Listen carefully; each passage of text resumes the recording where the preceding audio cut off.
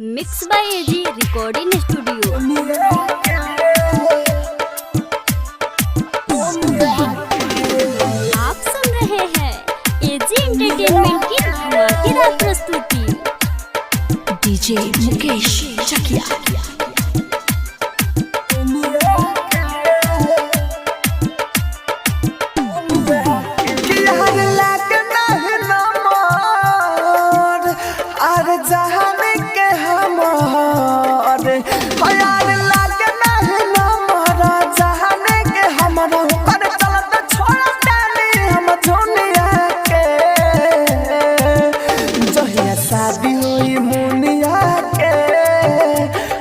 छोड़ के जाए दुनिया के जहिया शादी होई मुनिया के हम छोड़ के जाए दुनिया के।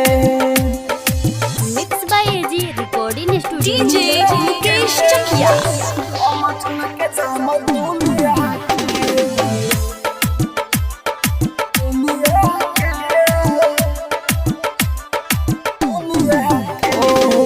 करे सब प्यार बाने कहले बिसरे ना रूप भाइयों कर मारे हाउ पदे पधारे एही से रहे चुप एही से रहे चुप लइके से करे सब प्यार बाने कहले बिसरे ना रूप भाइयों कर मारे लाओ परे पधारे यही से रहे चुप अरे कोई के छल हो आ जाई पियावा के घर हो अरे कोई के छल जाई पियावा के घर हो करे चलत नाही कैली हम पुनिया के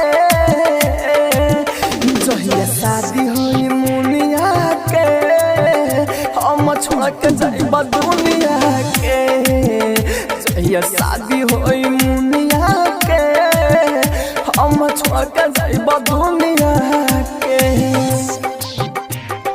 डीजे मुकेश चकिया।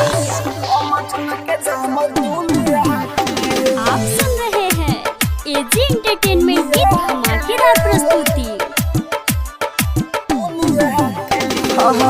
राइटर होरी लधोका खाए पहिला बेरी हम राहुल राजधानी के अपन बनई है जहिया हमर सनम जहिया हमर सनम राइटर होरी धोखा खाए पहिला बेरी हम राहुल राजधानी के अपन बनई है जहिया हमर